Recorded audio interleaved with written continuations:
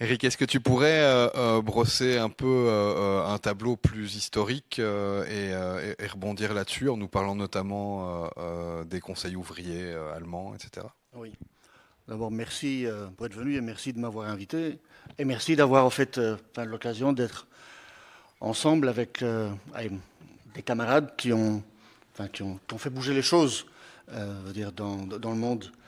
Et contrairement aux trois camarades précédents, moi je n'ai pas participé à la révolution allemande. Donc je vais vous parler d'une lutte que j'ai étudiée. Je crois qu'il doit être étudiée aussi par tout militant ou personne qui veut changer la société, qui ne veut pas se limiter à des rafistolages du système. Et donc, d'abord situer la révolution allemande, dont on fête le centenaire de la révolution. Donc 1919, novembre 1919, la guerre prend fin, il y a une armistice. La guerre, elle prend fin en grande partie parce que les soldats ne voulaient plus se battre. Donc il y a des désertions massives, il y a des mutineries massives, il y a, dans la flotte allemande, il y a des marins qui s'organisent dans les premiers conseils de marins.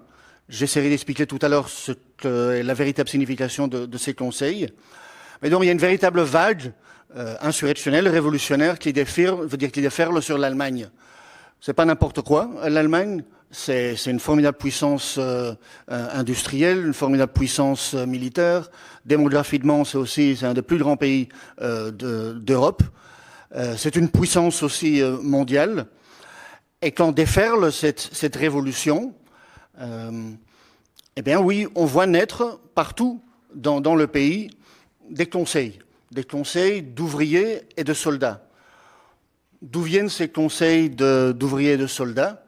L'exemple le plus direct, c'est la révolution russe, c'est 1917.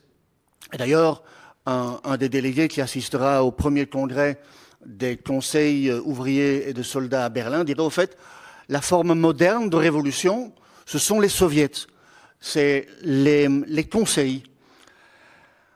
Et en effet, il y a à peu près 10 000 conseils qui sont créés de toutes pièces en quelques semaines, au mois de novembre, partout dans le pays, dans pratiquement toutes les villes.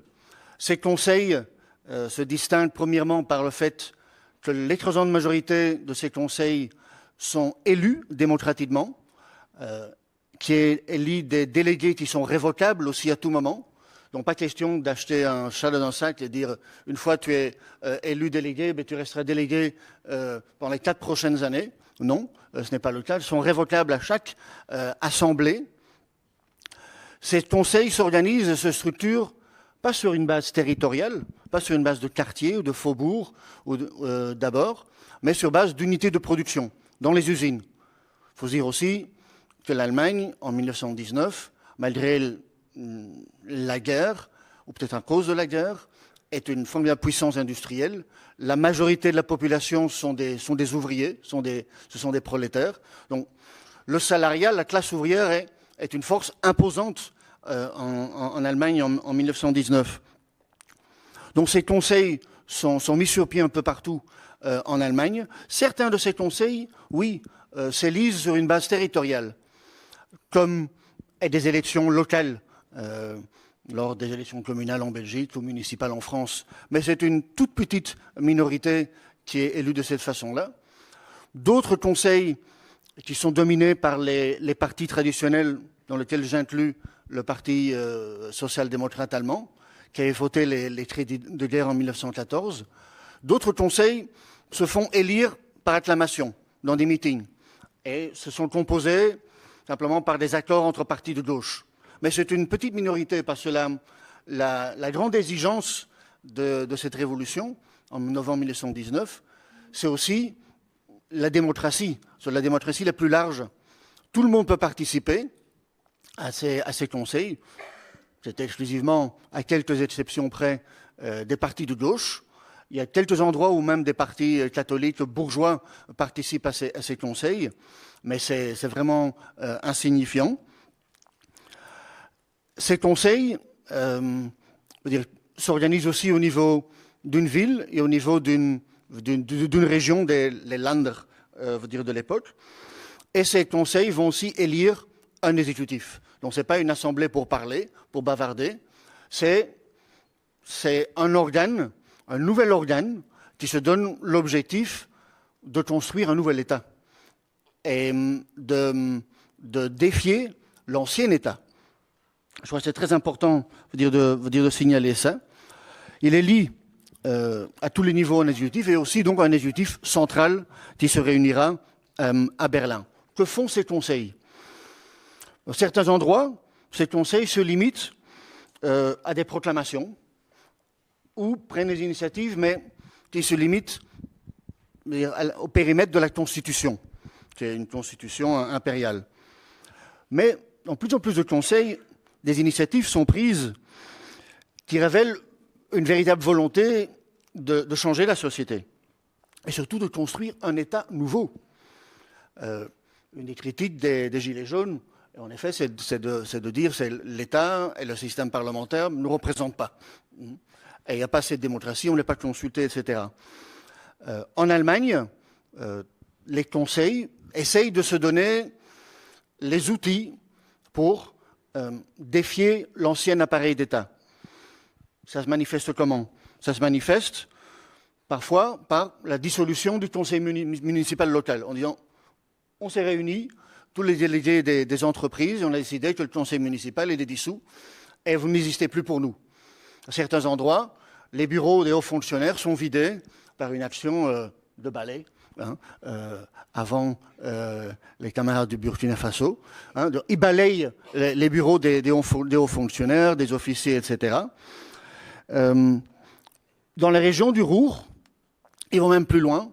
Tous les conseils du Ruhr, qui est un peu la base industrielle sidérurgique de l'Allemagne, décident la dissolution de tous les anciens organismes d'État.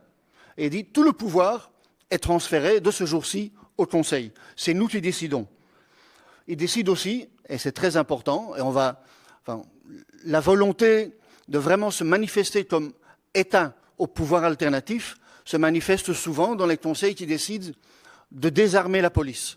On désarme les policiers et on met sur pied notre propre organe de sécurité publique et parfois aussi de répression contre les forces monarchistes qui essayent de revenir au pouvoir. Donc, dans le Ruhr, les conseils des conseils décident en effet de dissoudre la police, de mettre sur pied une nouvelle police qui est une sorte de garde rouge qui est composée d'anciens mutins, d'anciens militaires qui s'étaient mutinés contre la guerre, prennent des mesures révolutionnaires. Au fait, se forme une sorte de gouvernement alternatif et des différents départements au sein du Conseil. Des délégués ouvriers s'occupent des finances publiques, d'autres de la sécurité publique, d'autres du ravitaillement, d'autres des problèmes de travail dans les entreprises. Toute une série de conseils régionaux décident aussi d'introduire tout de suite la semaine de 8 heures, d'interdire les licenciements, de donner des nouveaux droits aux travailleurs dans les entreprises. C'est surtout le cas dans les conseils qui sont les plus à gauche. Je vous ai dit, il y a un parti social-démocrate qui est toujours et qui reste très puissant encore en 1919, mais depuis la guerre, ce parti s'est divisé, a connu quelques séparations, et entre autres, un grand groupe a formé le Parti socialiste indépendant, d'autres ont formé les spartakistes autour de Rosa Luxembourg et de Karl Liebknecht. Très vite, au fait, ces conseils existent comme un deuxième pouvoir dans le pays, véritablement en défi du gouvernement existant. Parce que le gouvernement existant n'est plus l'ancien gouvernement de l'empereur. Un gouvernement s'est formé, pratiquement composé par des ministres sociodémocrates et des indépendants, une scission de gauche du SPD. Et il demande, au fait, le soutien des conseils. Et les conseils, on en parlera tout à l'heure, plus en détail, font l'erreur de dire, mais en fait, oui, nous, on existe, mais on vous aime bien aussi, gouvernement, et on vous soutient aussi. Donc les ministres ne sont pas des ministres, ce sont des commissaires du peuple. Là-dedans, on trouve des personnages comme Ebert Scheidemann-Noske, qui très rapidement vont se révéler être des bouchers de la révolution allemande, vont faire massacrer leurs propres militants. Et il y a une situation de dualité de pouvoir qui s'installe dans le pays. Pour conclure, les syndicats continuent à exister dans toute une série d'entreprises. Au fait, les syndicats prennent soudainement une formidable ampleur. Parce que sous l'effet de l'enthousiasme de la Révolution, de la fin de l'Empire, de la proclamation d'une république, des millions de personnes littéralement rejoignent les syndicats. Mais les conseils se disent, mais qu'est-ce qu'on va faire avec les syndicats? Le patronat n'est pas bête. Le patronat, il dit, on reconnaît tous les syndicats et on va instaurer avec vous une sorte de communauté de travail. Là, on aborde déjà une question qu'on va développer tout à l'heure. Comment, en fait, les conseils vont neutraliser? Et les patrons disent, toutes les revendications que vous avez eues depuis des années, qu'on a repoussées, on soutient tout. On signe. Où est-ce qu'il faut signer? Dites-nous ce qu'il faut signer. Une revendication en plus, pas de souci, on signe. Convention collective, parfait. Commission paritaire, parfait. Conseil d'entreprise, parfait. Vous voulez nous contrôler? Tout est parfait. À condition que vous ne donniez pas le pouvoir au conseil et que vous retourniez travailler. Et donc, l'Allemagne, en novembre et en décembre, jusqu'en janvier 1920, est sous la prise d'un formidable débat, mais qui est plutôt une lutte entre deux grandes forces. Une force qui essaye de restaurer sous une forme démocratique parlementaire l'ancien régime et, comme allait écrire Rosa Luxembourg, une autre force qui ne veut pas instaurer une dictature, mais qui veut instaurer une démocratie populaire des travailleurs. Et en décembre jusqu'en janvier, ces deux forces se font face à face. Et la suite, je raconterai tout à l'heure. Alors, qu'est-ce qui a représenté un réel obstacle? Qu'est-ce qui a fait obstacle à cette révolution allemande et à la dynamique des conseils, finalement?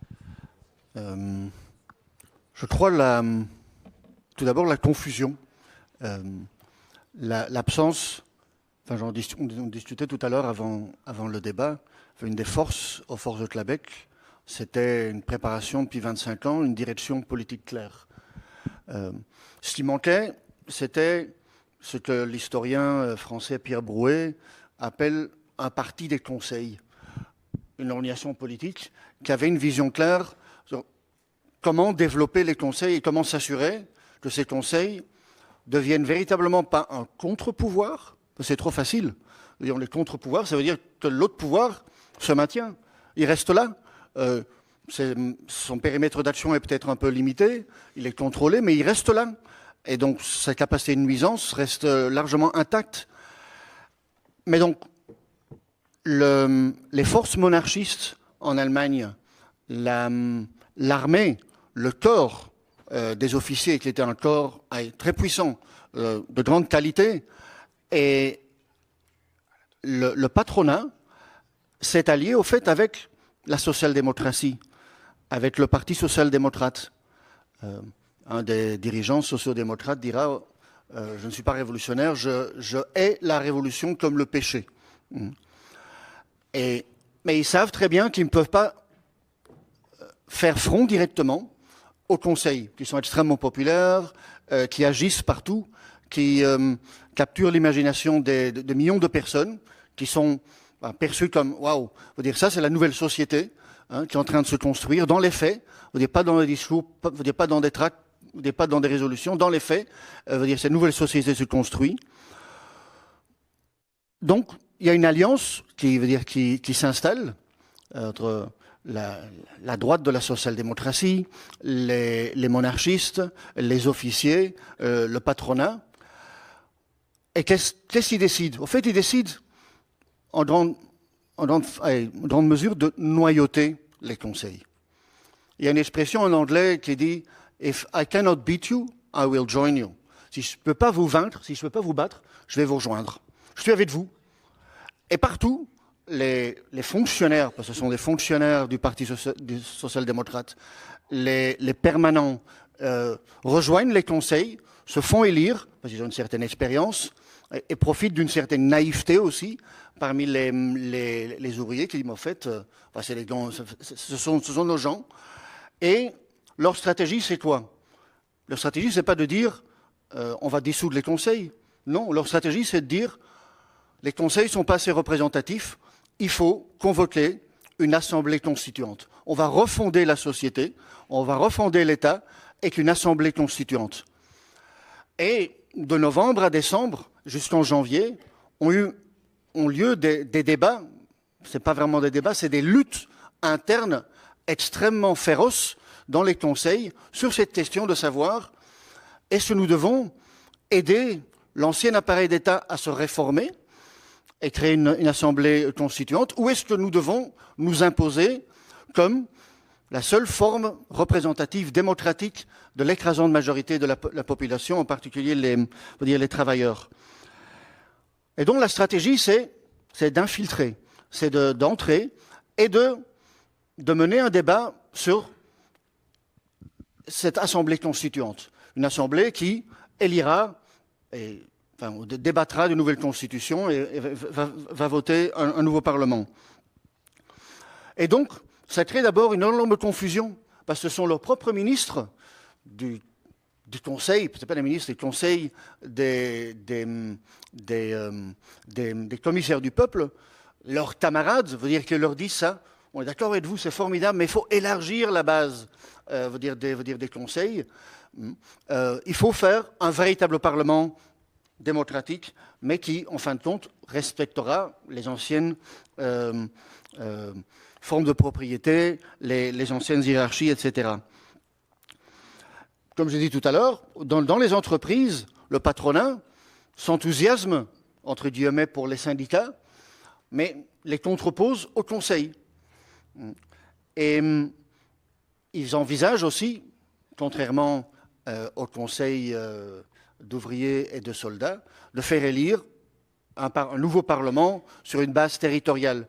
En fait, de dissoudre en grande partie ce groupe de travailleurs qui, sur le lieu de travail, a une autre conscience ou peut être plus influencé par une propagande de droite que dans une entreprise. D'ailleurs, aussi, dans cette même période, les médias qui restent, les journaux qui restent en grande partie aux mains de la droite, font une campagne hystérique contre les conseils. On les présente comme un instrument de dictature, on les compare à ce qui se passe en Russie, on dit que ce sont des appendices du gouvernement russe. Ils vont même plus loin en traitant au fait les conseils de juifs, même le congrès des conseils qui se réunit à Berlin est décrit même par un groupe monarchiste comme la synagogue, veut dire des conseils. Donc tout est utilisé pour discréditer les conseils et semer la confusion. Et ce qui fait que lors d'un congrès de tous les conseils d'Allemagne, ce congrès décide d'appuyer à une petite majorité l'idée d'une assemblée constituante. Un délégué écrira plus tard, ce congrès était le club des gens qui ont décidé de se suicider. Parce qu'en fait, en décidant ça, ils décident de se auto-éliminer en tant que pouvoir alternatif. Les conseils vont continuer à exister. Certains leur proposent de dire, mais pourrait peut-être devenir une deuxième chambre, une sorte de Sénat, où les ouvriers peuvent se réunir, peuvent discuter, faire des propositions, mais vous n'allez pas avoir le pouvoir. Le pouvoir, il reviendra au Parlement et aux politiciens professionnels. Rosa Luxembourg, à nouveau, et je la cite, elle dit « il faut trancher. Il faut trancher qui gouverne l'Allemagne. L'autorité suprême est-elle entre les mains du gouvernement, de la social-démocratie, le soutien des monarchistes, des patrons, des groupes proto-fascistes, ou bien l'autorité suprême est entre les mains des conseils d'ouvriers de soldats. Ce sera tranché à très courte échéance en janvier. Il y a une partie des ouvriers de Berlin qui s'insurgent contre, s'y rend compte être ils perdent leur pouvoir, la contre-révolution s'installe. On sait que cette insurrection spartakiste sera tuée dans l'œuf, sera un véritable bain de sang. C'est le début aussi d'une chasse aux sorcières. Rosa Luxembourg et Karl Liebknecht seront pourchassés dans les rues de Berlin. Ils seront assassinés par les Freikorps, les corps francs, qui en fait sont les embryons des groupes fascistes qui vont prendre de l'ampleur dans les années 20 et dans les années 30. Je crois que c'est très important de comprendre que il y aura d'autres opportunités plus tard dans les années 20 de prendre le pouvoir, de changer la société. Une partie de la gauche, les spartakistes, les indépendantistes du parti socialiste, vont se réunir, vont former un parti communiste. Ils vont tirer les enseignements de cette période-là, mais pour toute une série de raisons, il y a trop longtemps à expliquer aujourd'hui. En fait, la série de défaites et d'occasions manquées pour faire une révolution sociale, comme on disait tout à l'heure sur la terrasse, va préparer le terrain du fascisme. Et je crois que c'est très important, lorsqu'on parle aujourd'hui de la montée de l'extrême droite, etc., l'extrême droite n'est pas responsable, le fascisme n'est pas responsable de son propre succès. C'est surtout une série de défaites historiques du mouvement ouvrier qui a fait que le fascisme a pu s'incruster et devenir une force massive. Pour conclure, l'actualité des conseils aujourd'hui. L'actualité des conseils, pour moi, c'est l'actualité de la Révolution. Cédric, tout à l'heure, dans son introduction, parlait de ce qui se passe en Amérique latine. En effet, les dernières semaines, on a vu une série de mouvements populaires qu'on ne peut pas décrire simplement comme des mouvements populaires. C'est véritablement insurrection de masse, comparable à ce qui s'est passé au Burkina Faso. Dans les pays dont on ne s'imagine pas qu'il pourrait y avoir une révolution ou un mouvement tellement unitaire comme le Liban, bien, ces révolutions s'installent. Le Liban, c'est le pays de la fragmentation religieuse, du sectarisme des confessions. Lorsqu'on lit aujourd'hui les articles sur le Liban, les commentateurs sont surpris de l'extraordinaire unité, qui se développe dans le mouvement social au Liban. Et je dis, je ne veux pas parler de mouvement social quand on parle de Chili, de l'Équateur, du Liban ou d'Hong Kong, c'est véritablement insurrection populaire. Là où l'actualité se manifeste le plus des conseils, où s'est manifesté le plus en Équateur, je peux vous rappeler, en Équateur, au 9e, au 8e jour de l'insurrection populaire contre le gouvernement de Lénine Moreno, les indigènes, les travailleurs, les jeunes ont occupé l'Assemblée nationale. Ils n'ont pas mis le feu. Parce qu'ils avaient un agenda qui était de dire, mais en fait, nous devons devenir l'Assemblée populaire. L'ancienne Assemblée, elle n'est pas à nous, elle ne nous représente pas. Elle a eu le début de discussion entre équatoriens dans l'Assemblée nationale qu'ils avaient occupée pendant plusieurs jours. Dit en fait, pourquoi on ne resterait pas ici? Pourquoi est-ce qu'on n'organiserait pas notre pouvoir alternatif à ces gouvernements? Je me disais un militant équatorien il y a quelques jours quand on a participé à une manif devant la gare centrale, il dit Eric, les Équatoriens sont des champions pour faire tomber des gouvernements. Mais chaque fois qu'un gouvernement tombe, on nous vole la victoire. Il faudrait peut-être penser, sur base de l'expérience équatorienne, mais aussi sur base de ce qui est en train de se passer au Chili. J'ai lu qu'au Chili, à Valparaíso, c'est la deuxième ville, c'est une ville avec une très grande combativité. Il y a des assemblées générales qui s'organisent dans les quartiers et qui essayent de se coordonner au niveau de toute la ville pour essayer d'être une alternative au pouvoir. Et donc l'actualité des conseils allemands ou des soviets russes, je crois que il est en partie dans ce débat-ci, mais surtout dans l'actualité qu'on voit des dernières semaines. Merci.